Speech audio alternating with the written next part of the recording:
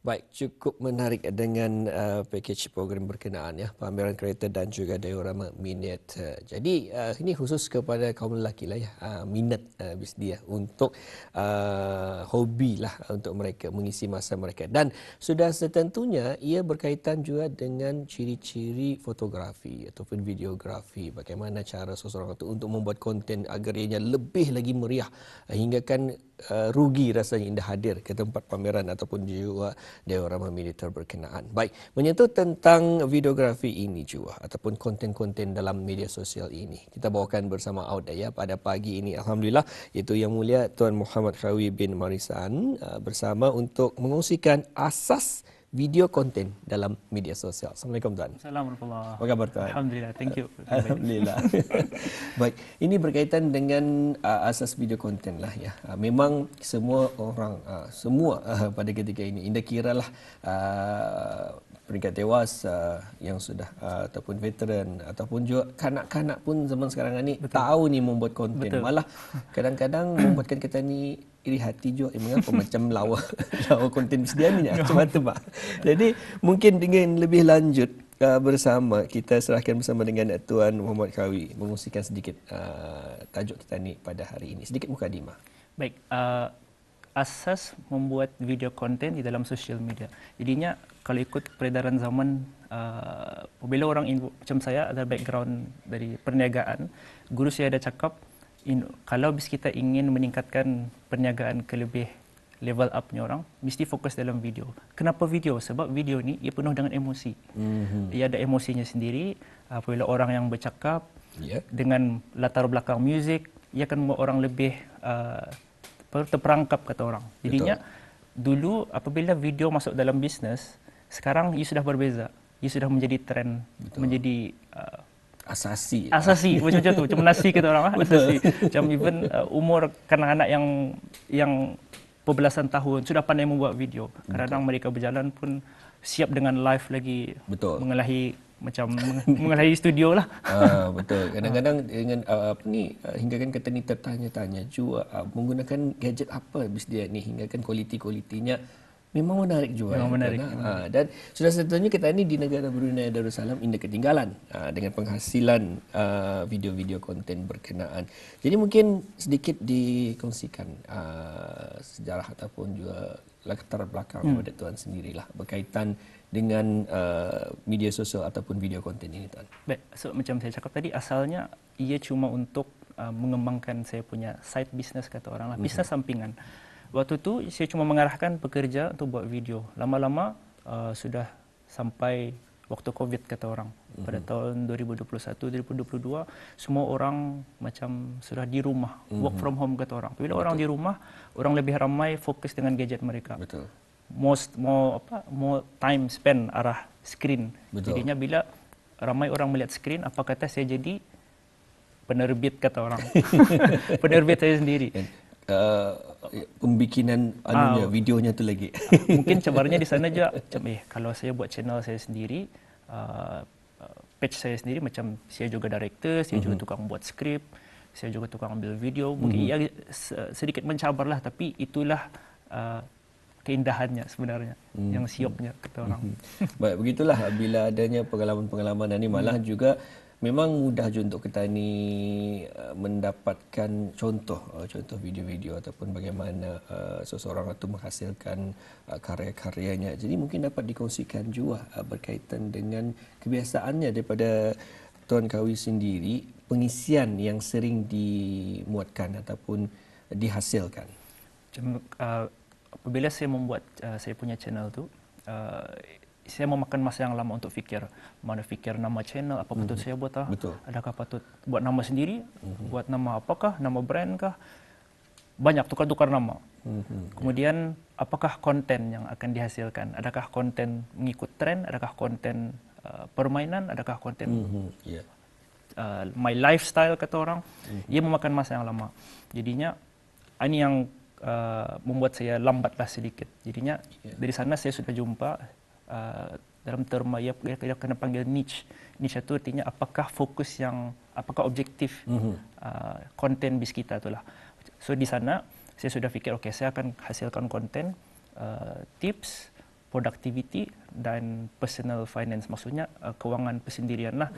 Dalam 3 konten ini jadinya insyaAllah ia akan menjadi relevan mengikut peredaran zaman. Jadinya ia bukan one time video, ia akan jadi video yang akan dilihat oleh anak cucu Tani insyaAllah. Macam-macam itulah. Mungkin akan tetap masih lagi pengguna. Masih berguna. Jadinya harus bukan saja dari segi hiburan, ia juga menjadi valuetainment kata orang. Ya, hiburan berbentuk ada value yang dibagi arah orang. Jadinya ilmu juga, hiburan juga, harus dia itulah. Ini yang perlu fikir benar-benar lah. Baik, berkaitan dengan pemilihan nama tu, katanya tadi memang payah kan memilih nama ini. Mungkin dapat dikongsikan je mengapa rasanya payah untuk memilih nama tu? Macam mana kali juga, macam kalau orang barukan beranak, apa biasanya nama anak kuah. Tani mau ia sentiasa relevan. Macam mula-mula nama channel saya itu ialah Al-Kawi Path. Maksudnya perjalanan Al-Kawi. Asalnya channel yang saya buat adalah konten berunsur agama. Asalnya. Kononnya ada video-video ustaz dan semua itulah saya akan potong pendek-pendek post dalam channel. Tapi macam ini menjadi macam bukan akulah. Bukan aku punya diri. Jadinya why not tanya kawan-kawan, tanya isteri, be yourself. Jadi diri sendiri.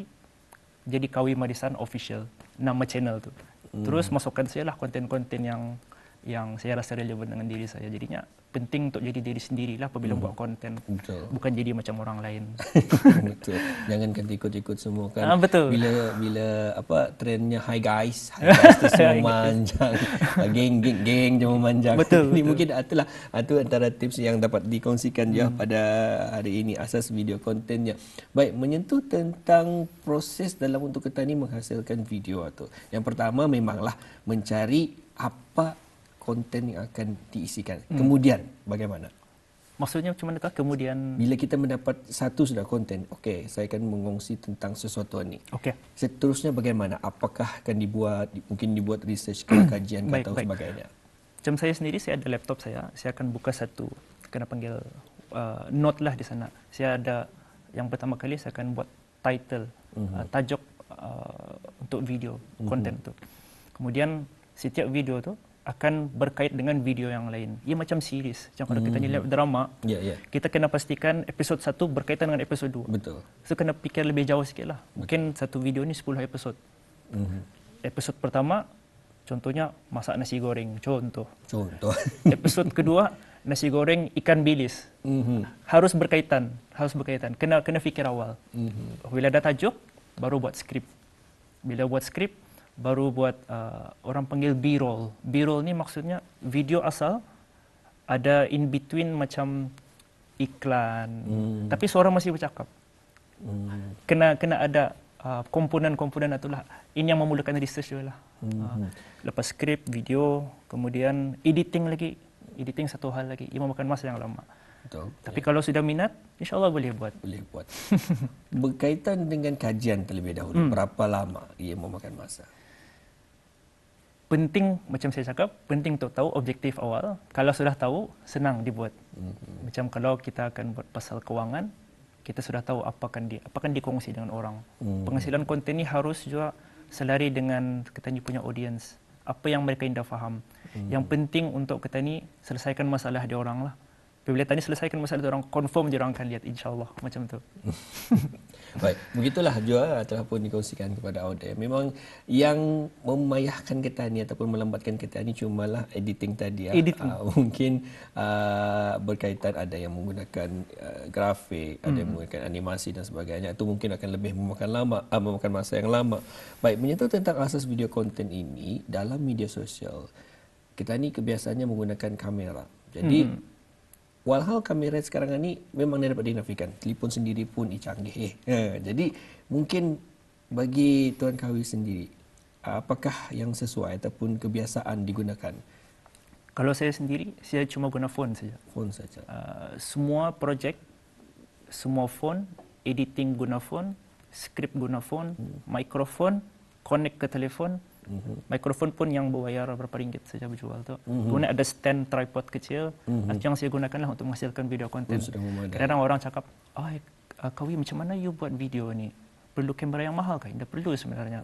Kalau sebenarnya masa ini telefon sekarang semua sudah ada to that standard untuk Ya, kita ni hasilkan video yang berkualiti. Betul. It's all about kita ni punya penyampaian kita ni, skrip kita ni, semua itulah yang konten-konten tu. Baik, bagi Audah khususnya mungkin bila-bila kita ni yang baru jual berjinak-jinak untuk membuat konten-konten video, yang baiknya juga telah pun dibawakan di Rampai Pagi pada hari ini asas video konten dalam media sosial, sedikit tips ataupun rahsia yang dapat dibawakan kepada abis kita ya. Untuk seterusnya lagi kelebihan kita ni mengongsikan media dalam konten di media sosial ini. Mungkin dapat dikongsikan. Kelebihannya banyak sebenarnya. Tapi salah satu yang saya jumpa ialah tentang reach. Reach ini ialah untuk menarik penonton. Orang lebih suka menonton benda yang bergerak. Itu yang kelebihan video konten. Benda yang bergerak, ada emosi, ada latar belakang, muzik. Apa saja yang mengaitkan tadi punya panca indera. Mata, telinga, semua ni kalau di-combine, ia akan menghasilkan emosi, orang lebih tertarik. Satu kadang iklan-iklan video, orang lebih suka yang macam iklan hari raya, yang sedih-sedih. Orang suka sampai menitis air mata. Orang suka melihat semua ini. Atau yang membezakan gambar dengan video. So, video ni sangat powerful sebenarnya kalau dibuat dengan baik. Itu kelebihan video konten. Baik, kita ni berbincang sedikitlah ya berkaitan dengan perbezaan sebuah negara ke sebuah negara, ianya berbeza mengenai dengan data-datanya ataupun analisisnya. Anda dapat digunakan yang kekuatan di sebuah negara ini kepada sebuah negara sendiri. Jadi mungkin dapat dikongsikan oleh Khawi sendiri. Kalau dilihatlah dari negara, ada negara yang menggunakan promonya out of the box. Ceritanya panjang, lain. Tapi di hujungnya, mengapa benarnya ni? Dan juga ada lagi negara lain menggunakan cara emosi kita ni.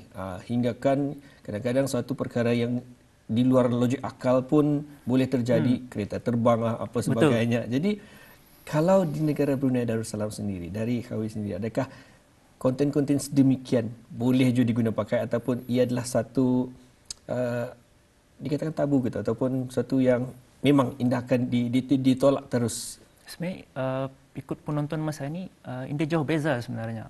Saya dah buat kajian melalui negara jiran, kawasan Asia dan kawasan Barat. Kita ini sendiri pun kawasan Asia ini suka tonton video Barat. Jadinya itu menunjukkan setiap video yang mereka hasilkan kita ini suka sebenarnya. Jadinya penting untuk kita ini faham apa sebenarnya yang penonton kita ini mau. Jadi kita kena faham apa yang mereka mau dan apa yang mereka suka. Yang perlu buat kajian ni. Jadinya kalau beza di Brunei, penonton Brunei dan penonton luar, India jauh beza. Cuma yang membezakan saja dari segi bahasa dan relevan kita ini punya macam tradisi kita ni di sini. Harus selitkan sedikit-sedikit. Tidak boleh je terlampau kopi dengan negara-negara luar. Harus wujudkan relevannya. Ada keunikannya sendiri. Betul, ya. Maklum juga lah kalau dilihat sekarang ni ada yang kameranya bergagah-gagah. Betul. Ada tu yang dari Korea, betul. Ini maksudnya betul, sinematiknya, colornya. Sedemikian. Jadi mungkin itulah juga yang difikirkanlah jadi untuk seseorang untuk mencari asas dalam video konten itu mungkin mudah, tapi untuk menghasilkannya mungkin sedikit payah. Terpulang kepada individu berkenaan. Usulnya macam sanang. Bila dibuat, cuba buat dulu, boleh jadi seharian tu dia bercakap sama orang. Sebab fokus dengan skrin untuk editing dan sebagainya. Baik, itulah yang menariknya. Baik, bila menyentuh tentang media sosial ini, tadi telah pun kita dikupas sedikit mengenai asas, video konten dan juga peralatan-peralatan. Jadi sekarang kita menyentuh tentang media sosial. Perbezaan platform, berbeza platform, adakah juga berbeza cara untuk menyampaikannya? Ada platform yang sesuai untuk konten yang panjang. Ada platform sesuai konten yang pendek. Jadinya boleh kita ni katakan platform ni macam rumah lah. Setiap rumah India sama perangainya. Jadinya macam kalau dalam terma social media ia kena panggil algoritma. Algoritma ni ialah perangai media sosial platform itu. Contohnya ada macam boleh disebut YouTube, YouTube dia punya algoritmnya ia lebih prefer dengan konten yang panjang. Ada yang lain prefer konten yang pendek. Jadinya Tani harus menggunakan semua ni dengan baik sebab setiap orang ada suka masuk platform ni, ada orang suka masuk platform ni. Ada yang for your page. Betul. Ada yang semua. Jadinya Tani dia boleh limit ke Tani arah satu platform saja.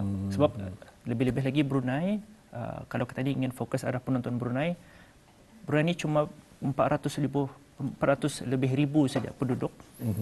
So viewers kemana mereka ni seluruhnya? Boleh dicek viewers ni kemana. Kebanyakan kalau diorang suka masuk platform ni, kita masuk sana ikut. Kalau diorang suka masuk platform yang A, masuk arah A. Harus ikut. Jadinya masuk semua. Harus pandai itu sajalah. Memilih yang mana satu bahannya. Baik, itulah memang sebetulnya Indah dapat dinafikan. Payah juga untuk kita ni beza-bezakan ataupun kategori-kategorikan. Tapi terpulang juga kepada bus kita, terpulang kepada tadi sedikit kupasan lah ya, tuan. Terpulang kepada kontennya, terpulang kepada macam mana untuk kita ni mengisi dan juga videonya tu macam mana. Jadi untuk akhirnya mungkin dapat diserahkan bersama dengan Tuan Muhammad Kawi sendiri sedikit nasihat cabaran telah pun dihadapi dan juga solusinya, nasihat kepada penggiat-penggiat seni kita ni melalui media sosial ini. Kepada yang ingin berkecimpung lah di dalam video konten, kira video panjang, filem dan sebagainya, harus tahu kenapa kita ni buat the objective, the why, the big why kata orang. So kalau hanya untuk suka-suka ni akan semangat tu akan turun. Kalau kita tahu sebab kenapa aku buat video ni sebab untuk kongsi dengan ramai orang. Aku faham kalau aku buat video ni aku kongsi dengan ramai orang mungkin akan jadi amal jariah. Kononnya lah macam tu. Contohnya. Jadinya ia akan lebih berpanjangan dan ia lebih relevan kata orang. Jadinya Indah perlu dapatkan gadget ataupun kamera yang mahal-mahal, yang murah. Pakai telefon pun boleh buat. Ramai saja pun video content creator yang berjaya hanya menggunakan phone sahaja.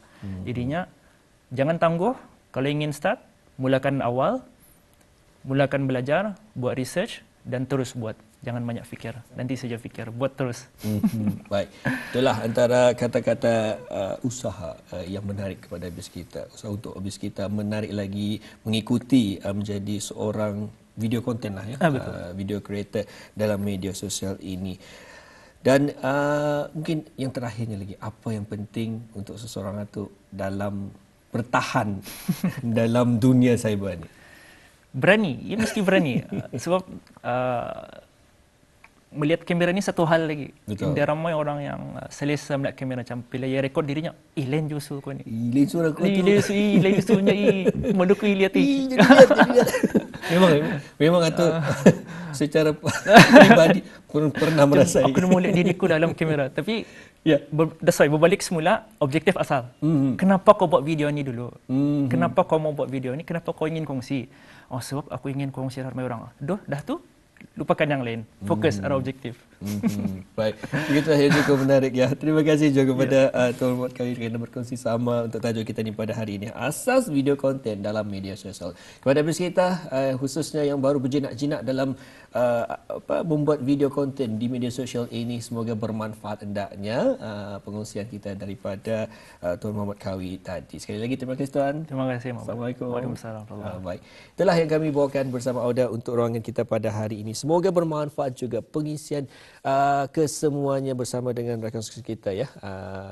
Juga Nur Intan bersama Auda di pagi untuk hari ini. Baik, kita akan berehat seketika, kembali selepas ini.